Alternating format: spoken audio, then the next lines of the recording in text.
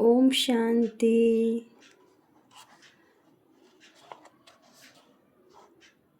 ये अव्यक्त वाणियाँ हम बाप दादा की जो हम पढ़ रहे हैं उसमें आज हम 23 जनवरी 1969 की नेक्स्ट वाणी को हम पढ़ेंगे, जिसमें हम स्टार्ट करते हैं। अस्थियाँ हैं स्थिर की स्मृति दिलाने वाली, है ना। तो जब दादी जी वतन में जाती हैं तो क्या देखती हैं, आज मैं आप सभी बच्चों से अव्यक्त रूप से मिलने आया हूँ। मतलब यहाँ पे दादी जी नहीं गए हैं ना, बाबा खुद नीचे आए सबसे मिलने के लिए अव्यक्त रूप में। जो मेरे बच्चे अव्यक्त रूप में स्थित होंगे वही इसको समझ सकेंगे। आप सभी बच्चे अव्यक्त रूप से स्थित हो किसको देख रहे हो, व्यक्त रूप में या अव्यक्त रूप में? आप व्यक्त में हो या अव्यक्त में? अगर व्यक्त में देखेंगे तो बाप को नहीं देख सकेंगे। आज अव्यक्त वतन से मुलाकात करने आया हूँ। अव्यक्त वतन में आवाज़ नहीं परंतु आवाज़ से आया हूँ। अव्यक्त वतन में आवाज़ नहीं परंतु यहाँ आवाज़ में आया हूँ। आप सभी बच्चों के अंदर कौन सा संकल्प चल रहा है? अभी यह अव्यक्त मुलाकात है। जैसे कल्प पहले मिसल बच्चों से रूह रिहान चल रही हैं, रूह रिहान करते मीठे मीठे बाबा ने आप सभी बच्चों से मिलने भेजा है। जो थे वही अब भी हैं। 2-3 दिन पहले मीठे मीठे बाबा से रूह रिहान चल रही थी। रूह रिहान क्या थी, क्या है मालूम है? बाबा ने बोला वतन का अनुभव करने के लिए तैयार हो। तो यहाँ पे बाबा ने बोला कि क्या जवाब दिया कि यही कि कहाँ कि नहीं, यहाँ पे क्या जवाब दिया होगा? यही कहा कि जो बाप की आज्ञा हैं जैसे चलाएंगे, जहाँ बिठाएंगे, जिस रूप में बिठाएंगे, है ना। ब्रह्मा बाबा बता रहे हैं कि जो शिव बाबा की आज्ञा होगी हम उसी प्रमाण चलेंगे, है ना। तो बच्चों के अंदर भी यही संकल्प होगा कि बाप दादा ने छुट्टी क्यों नहीं ली। बाबा को भी तो यह कहा, बाबा ने कहा अगर सभी बच्चों को बिठा कर छुट्टी दिलाओ तो छुट्टी देंगे। आप भी बच्चों को देख, सर्विस को देख बच्चों के स्नेह में आ जाएंगे।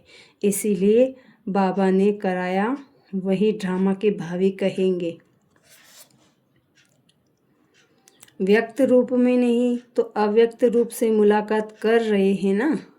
सर्विस की वृद्धि वैसे ही हैं, बच्चों की याद वैसे ही हैं, लेकिन अंतर यह है कि व्यक्त और अव्यक्त का, है ना। तो यहाँ पे अव्यक्त ही हैं।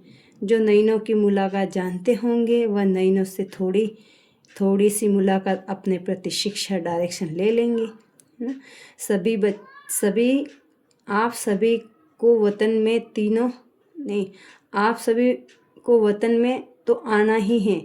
बच्चों से मुलाकात करने के लिए हर वक्त हर समय तैयार ही रहते हैं। अब जहाँ तक बच्चों की जितनी बुद्धि क्लियर होगी उसी अनुसार अव्यक्त मिलन का अनुभव कर सकेंगे। शक्ति रूप में स्थिर हैं दीदी जी से, जैसे साथ थे वैसे ही हैं, अलग नहीं हैं। अभी पूरी शक्ति स्वरूप बन जाना। अभी तक बच्चे और बाप के स्नेह में चलते थे। अभी तक बच्चे बाप के स्नेह से चलते रहे, है ना। अब फिर बाप से जो शक्ति मिली है उस शक्ति से औरों को ऐसे शक्तिवान बनाना है। वही बाप से स्नेह बाप के साथ अंत तक रहेंगे। यहाँ पे बाबा ने क्या बोला कि अब फिर बाप से जो शक्ति मिली है उस शक्ति से औरों को भी ऐसा शक्तिवान बनाना है, और वही बाप के स्नेह बाप के साथ अंत तक रहेंगे। ये भी बहुत गहराई वाली बात है। अभी मीठे मीठे बाबा दृश्य दिखला रहे हैं। आप सभी बच्चों का आप अस्थियाँ उठा रहे हैं। अस्थियों को नहीं देखना, स्थिति को देखना है। यही अस्थियां स्थिति स्वरूप हैं, एक एक रंग में स्थित होती हैं। एक एक रंग में स्थित थी तो बाहर से वह अस्थियों को रखा है, परंतु इसका अर्थ भक्ति का नहीं उठाना है। इन अस्थियों में जो स्थिति भरी हुई है हमेशा उसको देखना है। साधारण मनुष्यों को ये बातें समझ में नहीं आएगी। बच्चों का स्नेह और सदा ही रहेगा, 21 जन्म तक रहेगा। आप सभी सतयुगी दुनिया में साथ नहीं चलेंगे, राज्य साथ नहीं पाएंगे, साथ ही हैं, साथ ही रहेंगे जन्म जन्मांतर तक। कभी भी ऐसा नहीं समझना कि बाप हैं दादा नहीं, या दादा हैं तो बाप नहीं। ऐसा कभी मत समझना। बाबा बच्चों के लिए बता रहे हैं, ऐसा कभी मत समझना, है ना। नहीं, हम दोनों दो से एक पल भी अलग नहीं हो सकते। ऐसे ही आप अपने को त्रिमूर्ति ही समझो। इसीलिए कहते हैं कि त्रिमूर्ति का बैच हमेशा साथ रखो। जब ब्रह्मा विष्णु शंकर तीनों को ही देखते हो,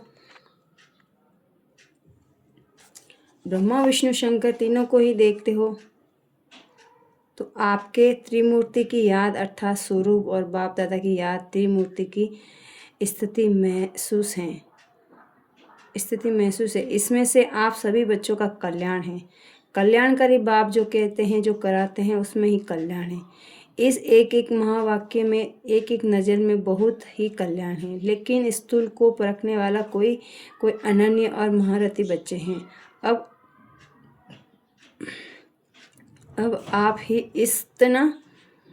आप ही इतना ही शीघ्र कर्मातीत स्थिति में स्थित रहने का पुरुषार्थ करो।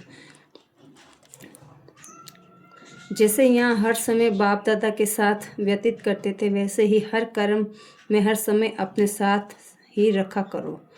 यही शिक्षा याद रखना, कभी नहीं भूलना। संबंध, स्नेह, स्मृति स्वरूप साथ साथ चलना, सरलता स्वरूप समर्पण और एक दूसरे के सहयोगी बनकर सफलता को पाते रहना। सफलता आप सभी बच्चों के मस्तक के बीच में चमक रही है। अब बहुत समय हुआ और कुछ कहना है। सूक्ष्म वतन में बैठे हर बच्चे की दिनचर्या, हर बच्चे का चार्ट सामने रहता है। व्यक्त रूप से तो अभी और ही स्पष्ट रूप से व्यक्त रूप से तुलना में देखते हैं, इसलिए सभी की रिजल्ट देखते हैं।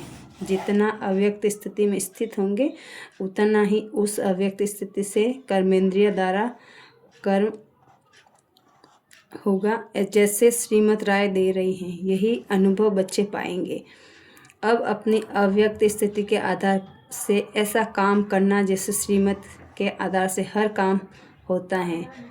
जिस चीज़ के साथ बाप का स्नेह है उससे उतना ही स्नेह रखना, अपने को सौभाग्यशाली बनाना। और रंग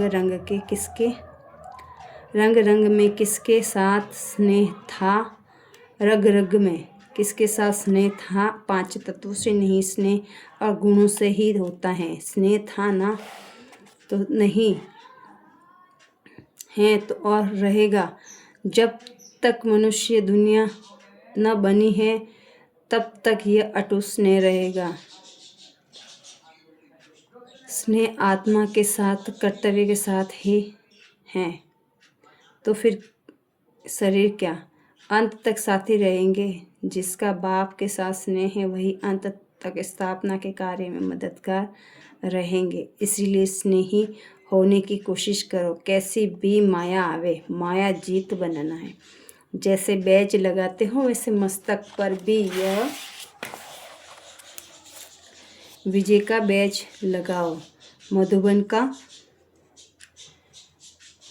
का नक्शा सारे वर्ल्ड के सामने म्यूजियम के रूप में होना चाहिए। अविनाशी भंडारा है, इसका और भी ज़्यादा शो करना है। जैसे सभी बच्चे पत्र लिखते हैं वैसे ही लिखते रहना, जैसे डायरेक्शन लेते हैं वैसे लेते रहना। शरीर की बात दूसरी है, सर्विस वही है। इसीलिए जो भी बात हो मधुबन में लिखते रहना। अपना पूरा कनेक्शन रखना, दूसरों को भी अपनी अवस्था का सबूत देना।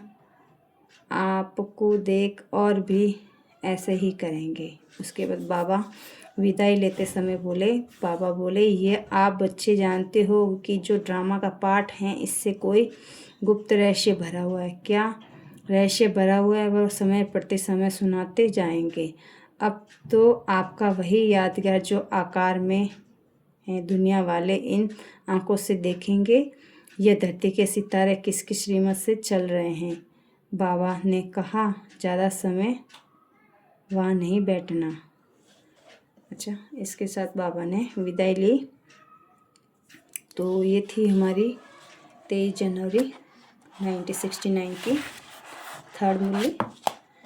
तो हम 24 जनवरी 1969 की फोर्थ मूवी नेक्स्ट डे देखेंगे। ओम शांति।